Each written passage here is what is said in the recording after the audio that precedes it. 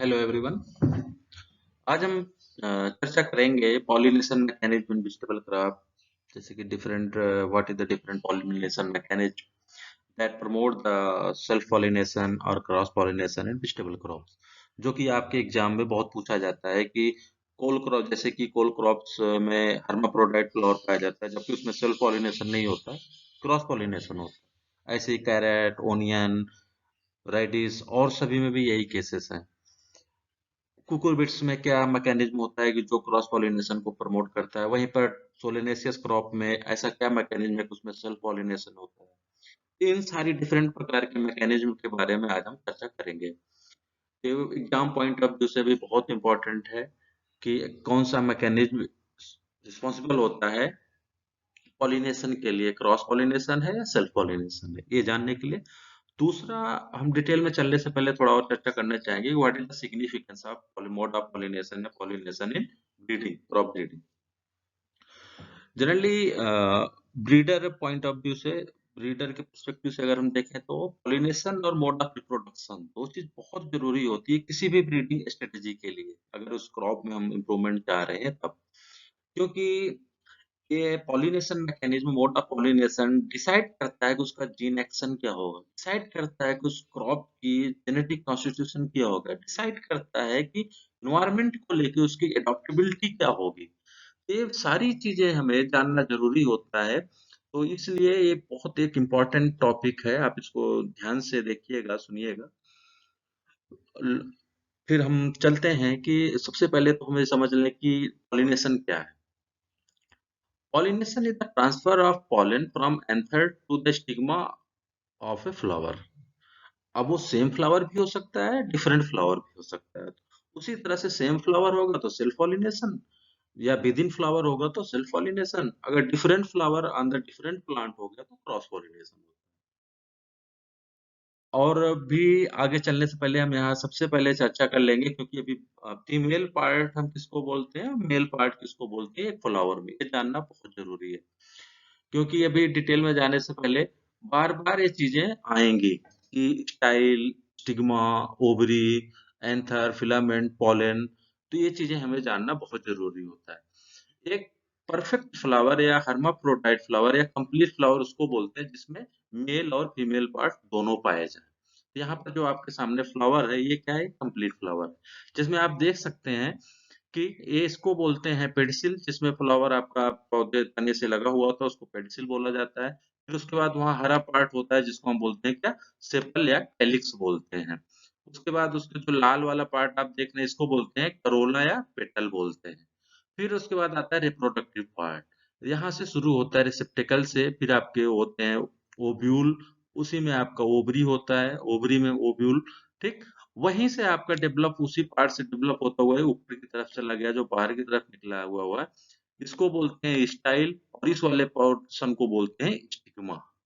हम इसी की बार बार अभी आगे आपसे चर्चा भी करेंगे, स्टिग्मेटिक सरफेस स्टिग्मा।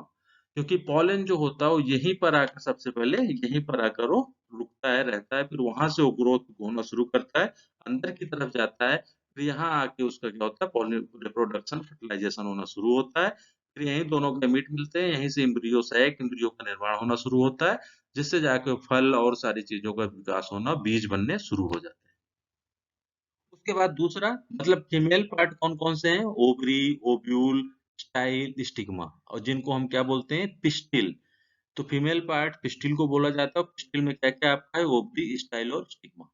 अब मेल पार्ट बच रहा है, तो मेल पार्ट कौन कौन से होते हैं, ये आपका जो एंथर है जो निकला हुआ होता है, जैसे सबसे बढ़िया गुड़हल में देखते होंगे आप, उसी स्टाइल के ऊपर ही वो लगा हुआ रहता है, सबसे बढ़िया। जबकि उसमें आप भिंडी में भी देख सकते हैं, इस टाइप जो उसके स्टिग्मेटिक सरफेस होता है उसी के पास ही वो दानेदार एकदम छोटे छोटे पाउडर फॉर्म में लगे हुए होते हैं, वो आपके क्या होते हैं, एंथर और पॉलन होते हैं।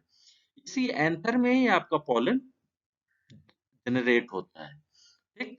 और जिस पर ये लगा हुआ होता है उसको बोलते हैं फिलामेंट। तो फिलामेंट और एंथर क्या होते हैं, मेल पार्ट होते हैं, जिनको हम क्या बोलते हैं, स्टामेन। क्या बोलते हैं, स्टामेन।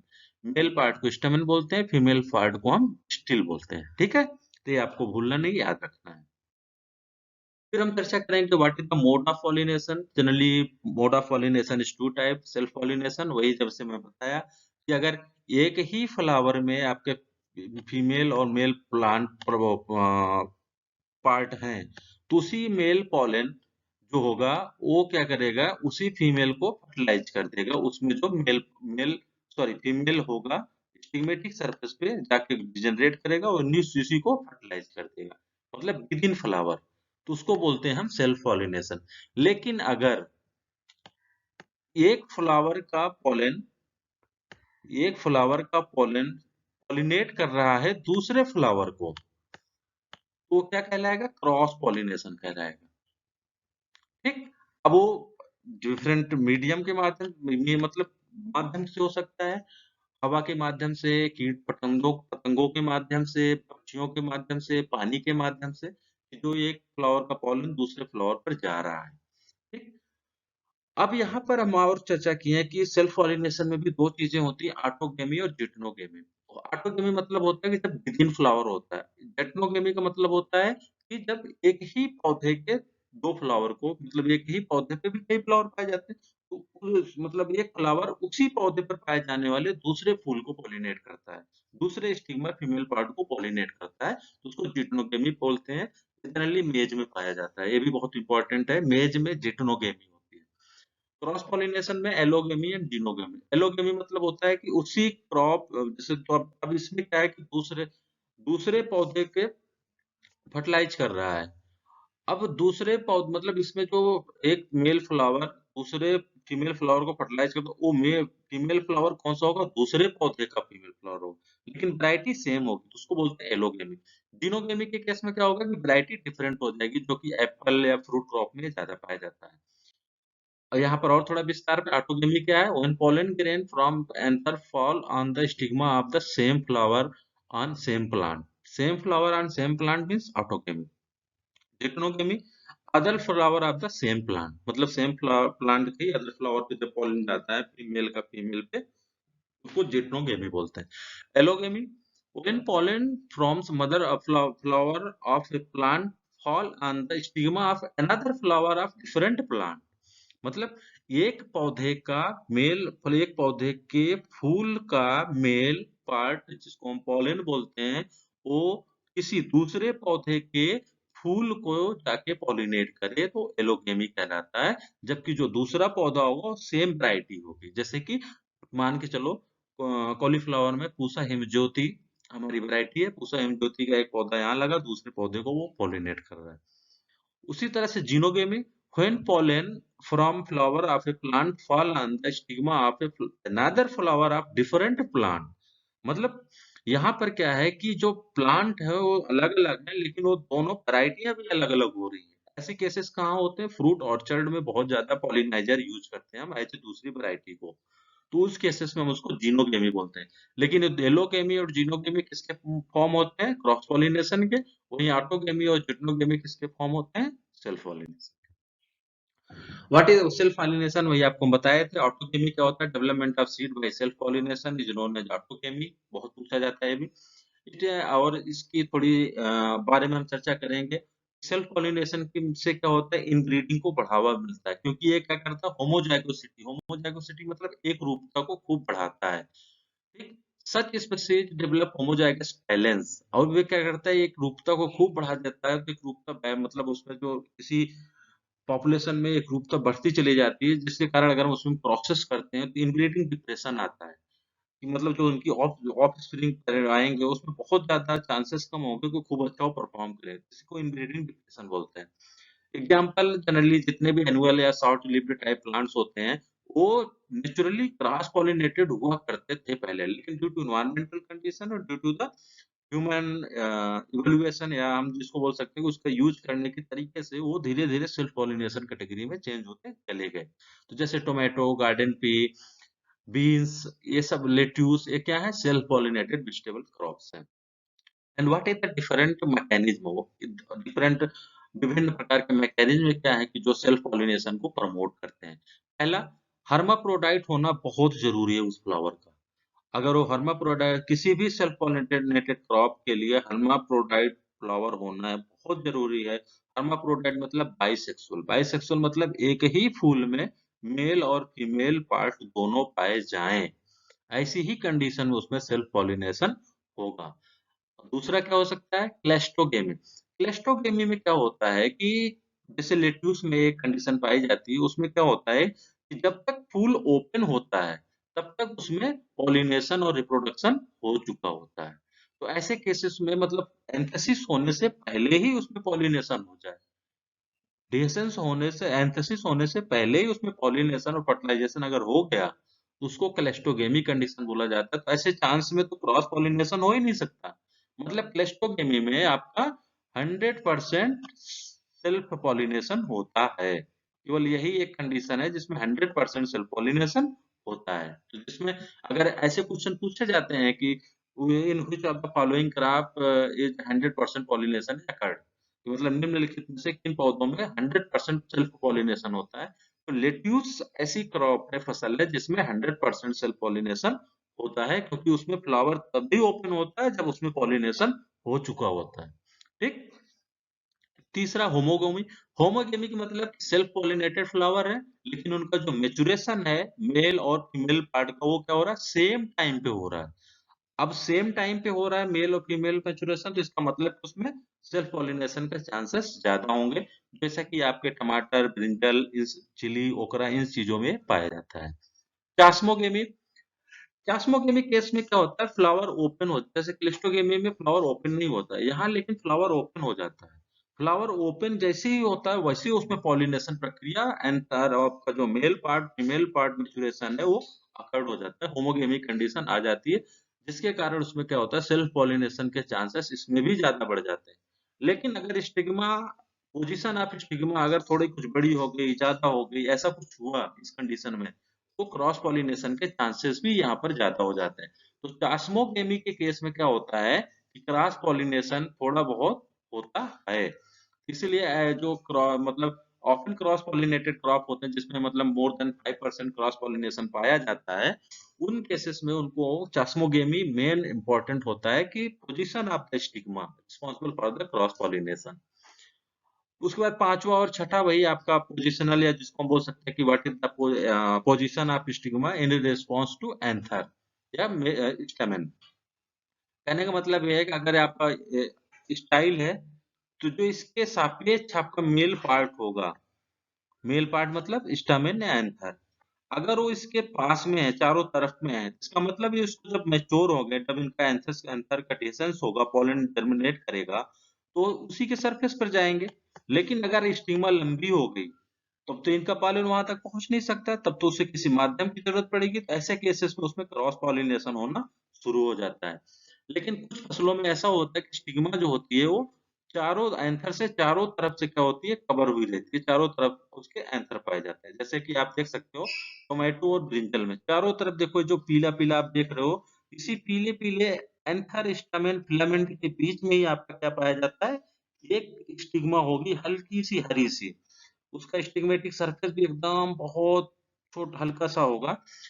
अब जब फ्लावर ओपन हो गया, फ्लावर ओपन होने मतलब एंथेसिस हो गया, अब ये मैच्योर हो गया, इसमें पॉलन मैच्योर हो गया, अब इसका पॉलन कहाँ जाएगा? पॉलन इसका क्या होगा? इसी के स्टिग्मेटिक सरफेस पे जाएगा, इसमें सेल्फ पॉलिनेशन होगा, फिर आपका फर्टिलाइजेशन होगा, एम्ब्रियो डेवलपमेंट होगा, सीड बनेगा, फल बनेगा। ठीक। अब ऐसे केसेस कहाँ पाए जाते हैं? टोमेटो, ब्रिंजल, चिली, इन सब में पाया जाता है। अब कुछ लेग्यूम ऐसे होते हैं कि उसमें करोला जो होता है आपका पेटल्स, वो पेटल्स क्या करते हैं? फीमेल और मेल पार्ट को चारों तरफ से क्या कहते हैं? कवर किए रहते हैं। तो अब चारों तरफ से कवर किए रहते हैं, तो बाहर का कोई पॉलन तो आके उसके फीमेल को फर्टिलाइज ही नहीं कर सकता, क्योंकि वो ओपन ही नहीं हो रहा। तो ऐसे केस में भी सेल्फ पॉलिनेशन के चांसेस ज्यादा हो सकते हैं, जैसे हम लेग्यूम में देख सकते हैं। इसमें एक पेटल ऐसा है, बाकी पेटल तो खुले हुए, लेकिन एक पेटल ऐसा है कि जो उसके फीमेल और मेल पार्ट को क्या करता है? वो कवर किए रहता है, जैसा कि आप यहाँ देख सकते हैं। ठीक। तो ऐसे इसको हम जनरली कील बोलते हैं। टू पेटल्स जो होते हैं वो क्या बनाते हैं? कील का शेप बना देते हैं। अब ऐसे केसेस में क्या होगा? बाहर का कोई पॉलन फर्टिलाइज ही नहीं कर सकता उसको, जब तक कि हम उसको खुद से क्रॉस पॉलिनेशन मटर इन सब में न करें, जब तक उसके दोनों पेटल को खोलें, मेल पार्ट को हटाएं, इमेस्कुलेट करें, फिर कहीं से दूसरा पॉलन लाके उसको पॉलिनेट करें। ठीक।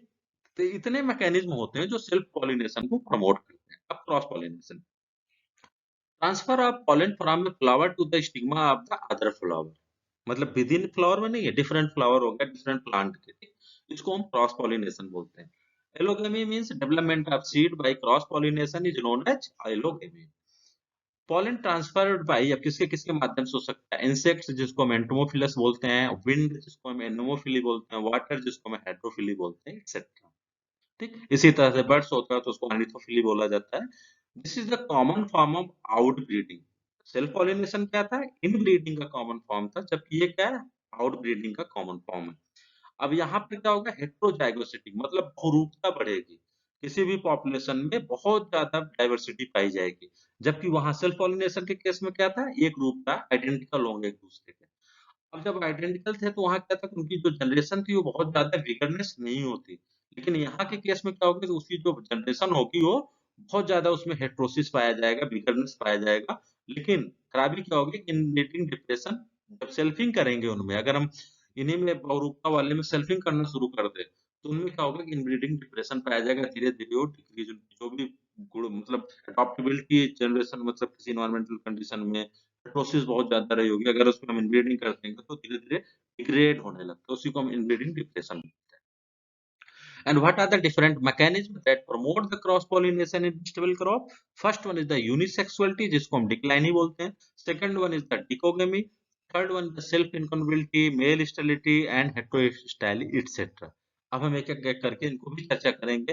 अब आप इनको बड़े ध्यान से सुनना क्योंकि ये बहुत इंपॉर्टेंट है, यही चीज आपसे पूछी जाती है एग्जाम में। ठीक, डिक्लाइनी या यूनिसेक्सुअल मतलब कि मेल और फीमेल पार्ट जो होते हैं अब वो डिफरेंट फ्लावर पे पाए जाएंगे, अब एक फ्लावर पे नहीं पाए जाएंगे। अभी तक हर्माफ्रोडाइट फ्लावर थे उसमें क्या था कि एक ही फूल पे पाए जाते थे, और मेल और फीमेल फ्लावर उनको हम बाइसेक्सुअल कहते थे।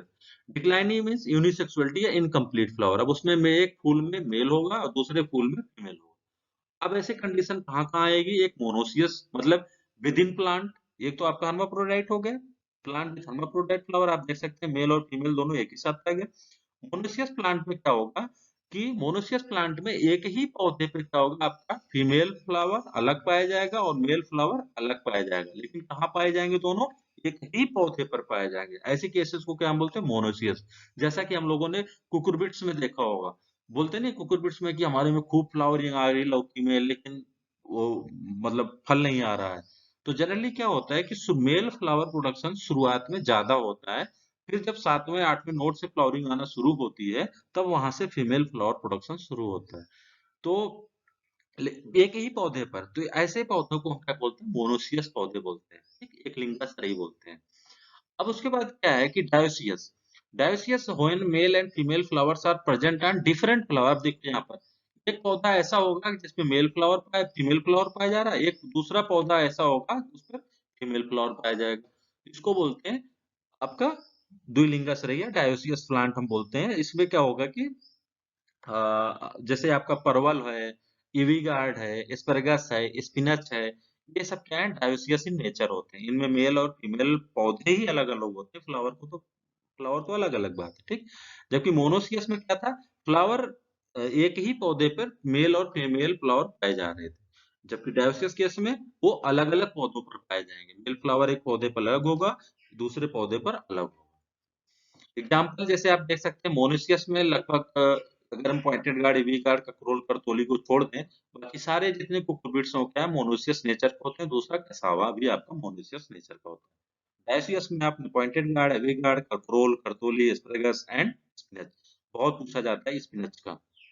वहीं पर स्पिनच बीट जो होती है, जो पालक होती है हमारी भारतीय देसी पालक, वो क्या होती है? हर्माफ्रोडाइट बाइसेक्सुअल फ्लावर पाए जाते हैं उसमें, जबकि स्पिनच में आपका डायोसियस इन नेचर होता है। ठीक? डेकोगेमी, डेकोगेमी एक कंडीशन होता है कि जो कि क्रॉस पॉलिनेशन किसमें होता है? हर्माफ्रोडाइट फ्लावर में होता है। अभी तक क्रॉस पॉलिनेशन किसमें हुआ था? यूनिसेक्सुअल फ्लावर में हुआ था। लेकिन डिकोगेमी एक ऐसी कंडीशन हो जाती है कि जो मैच्योरेशन ऑफ एंथर और पोलन होता है, एंथर, पोलन, स्टिग्मा, आपकी जो पिस्टिल होती है मतलब मेल पार्ट और फीमेल पार्ट, इनमें क्या होता है कि ये अलग-अलग टाइम पे मैच्योर होते हैं। अगर फीमेल फ्लावर पहले मैच्योर हो गया तो प्रोटोगाइनी बोलते हैं, और मेल फ्लावर पहले मैच्योर हो गया, फीमेल बाद में हो रहा है तो उसको प्रोटोएंड्री बोलते हैं। अब ऐसे कंडीशन में क्या होगा? क्रॉस पॉलिनेशन ही होगा, क्योंकि फीमेल पहले से ही मैच्योर है। अगर कोई पॉलन आ गया बाहर से उसको फर्टिलाइज कर दिया, इसका मतलब वहाँ क्रॉस पॉलिनेशन हुआ। वही चीज अगर किसी का पॉलन पहले मैच्योर हो गया, उसी समय फीमेल नहीं मैच्योर हुई है, तो उसको पॉलिनेट नहीं कर सकता है। तब वो किसी और पे जाएगा और जगह जाकर उसको पॉलिनेट कर देगा। ऐसे केसेस में क्रॉस पॉलिनेशन खूब होता है, जैसा कि कोल क्रॉप्स है हमारा। कोल क्रॉप्स में डिकोगेमी और साथ में आपका ओनियन, कैरेट, इन सारी कंडीशन इनमें क्या होता है, हर्माफ्रोडाइट फ्लावर पाया जाता है। लेकिन यही केसेस होती है कि डिकोगेमी पाया जाता है, जिसकी वजह से क्या होता है, कैरेट है आपका, उसमें क्या होता है कि क्रॉस पॉलिनेशन होता है। कोल क्रॉप्स में सेल्फ इम्यूनिबिलिटी मेन कारण है, दूसरा डिकोगेमी भी होता है। ठीक? प्रोटेंड्री व्हेन एंथर्स मैच्योर, मतलब male part mature before stigma, means female part in hermaphrodite flower is known as protandry condition. मतलब हमारा जो मेल पार्ट है वो क्या होगा, पहले मैच्योर होगा, फीमेल पार्ट जो है वो बाद में मैच्योर होगा। ठीक, तो इसलिए क्या होगा कि सेल्फ पॉलिनेशन होगा। वहीं यहाँ पे क्या होगा, प्रोटोगाइनी में फीमेल पार्ट क्या है, पहले मैच्योर होगी, और मेल पार्ट क्या होगा, बाद में मैच्योर होगा विद इन फ्लावर। जिसकी वजह से क्या होगा कि फीमेल को कोई और फर्टिलाइज और पॉलिनेट करके कोई दूसरा पौधे का पॉलन फर्टिलाइज करके चला जाएगा इंसेक्ट या किसी और के माध्यम से। प्रोटोएंड्री किसमें पाई जाती है, ओनियन में। इसमें पाई जाती है कैरेट में, बहुत इंपॉर्टेंट है, एग्जाम में बहुत पूछा जाता है कि कैरेट में प्रोटोएंड्री पाई जाती है या प्रोटोगाइनी पाई जाती है। रूपर, parsnip, leek, garden beet, Swiss chard, drumstick, ये भी बहुत इंपॉर्टेंट है, ड्रमस्टिक, पार्सले। नेट में ये दोनों तीनों बहुत पूछे जाते हैं, ओनियन, कैरेट, ड्रमस्टिक और पार्सले। वहीं प्रोटोगाइनी कंडीशन किसमें पाई जाती है, चिली में, ओकरा में, कोल्ड क्रॉप्स में, अमरंथस में, तारो में, एलिफेंट फूट याम में और टेक्रोमानिस में। ये भी एग्जाम में पूछा गया था। ओकरा का भी क्वेश्चन पूछ लेते हैं कि ऐसा कौन सा फ्लावर है जिसमें एंथेसिस होने से पहले फीमेल मैच्योर हो जाती है, जिसकी वजह से उसमें क्रॉस पॉलिनेशन होता है। तो ओकरा एक अच्छा एग्जांपल होता है, आपको ओकरा दे देंगे, टोमेटो दे देंगे, ब्रिंजल दे देंगे, ठीक, पोटैटो दे देंगे, तो वहाँ के केस में ओकरा सही आंसर रहता है। तो प्रोटोएंट्री प्रोटोगाइनी एक ऐसा कंडीशन होता है कि जिसमें हर्माफ्रोडाइट फ्लावर में क्रॉस पॉलिनेशन होता है। तीसरी कंडीशन होती है सेल्फ इनकम्पेटिबिलिटी। सेल्फ इनकम्पेटिबिलिटी मतलब होता है कि एक हर्माफ्रोडाइट फ्लावर में जो एक पॉलन होता है वो उसी फ्लावर के फीमेल को फर्टिलाइज नहीं कर पाता, या उसी पौधे के किसी भी फ्लावर को वो फर्टिलाइज या पॉलिनेट नहीं कर पाता है, उसके अंदर इनएबिलिटी पाई जाती है। तो ऐसे केसेस को हम क्या बोलते हैं, सेल्फ इनकम्पेटिबिलिटी, जबकि वही पॉलन किसी दूसरे पौधे के फ्लावर को पॉलिनेट कर देगा, फर्टिलाइज कर देगा। तो ऐसे को क्रॉस कंपेटिबिलिटी या सेल्फ इनकम्पेटिबिलिटी हम बोलते हैं। जनरली दो प्रकार की होती है, स्पोरोफाइटिक और गैमेटोसेल्फ। ये भी एग्जाम में बहुत पूछा है। फुल क्रॉस में स्पोरोफाइटिक सेल्फ इनकम्पेटिबिलिटी पाई जाती है, जबकि गैमेटोफाइटिक सेल्फ इनकम्पेटिबिलिटी किसमें पाई जाती है, टोमेटो और स्वीट पोटैटो में। ठीक, तो ये आपको याद रखना, इसे जरूरी है। सेल्फ इनकम्पेटिबिलिटी मतलब फेलर ऑफ ए pollen या inability of a pollen from a flower to fertilize or pollinate the same flower or other flower on the same plant। मतलब एक ही पौधे के उसी फूल को या किसी दूसरे फूल को वो फर्टिलाइज ना कर पाए या पॉलिनेट ना कर पाए, तो उसी को हम सेल्फ इनकम्पेटिबिलिटी बोलते हैं। इसमें पाया जाता है cole crops, tomato, sweet potato. Male sterility, male sterility means absence or absence of pollen grain or it present, it is non functional। मतलब अगर पहला तो मेल पार्ट है तो उसमें पॉलन नहीं है, अगर पॉलन है तो वो जर्मिनेट नहीं कर सकता। ऐसे केसेस को हम मेल स्टेरिलिटी बोल देते हैं, क्योंकि वो फर्टिलाइज पॉलन जब जर्मिनेट ही नहीं होगा, अनविएबल होगा, इनविएबल होगा, तो ऐसे केसेस में क्रॉस पॉलिनेशन होगा। जैसे कि जेनेटिक मेल स्टेरिलिटी रिपोर्ट हुई है टोमेटो, ब्रिंजल, चिली, मस्कुलिन में। Cytoplasmic male sterility generally root and pulp crop, leaf crop में होती है। Cytoplasmic genetic male sterility cole crop, carrot, lettuce. Structural and functional male sterility tomato, brinjal, sweet potato में, sweet pepper में पाया जाता है। अब कहने का मतलब है कि इन सारी जो मैं आप सभी सेल्फ इनकम्पेटिबिलिटी और मेल स्टेरिलिटी, ये दो ऐसे मैकेनिज्म होते हैं जिनको हम हाइब्रिड सीड प्रोडक्शन या हेटेरोसिस ब्रीडिंग में सबसे ज्यादा यूज करते हैं। क्योंकि ये सेल्फ पॉलिनेटेड क्रॉप या हर्माफ्रोडाइट फ्लावर में ऐसा मैकेनिज्म डेवलप करते हैं, वहां पर आसानी से लार्ज स्केल पे हम क्या कर सकते हैं, क्रॉस पॉलिनेशन कर सकते हैं।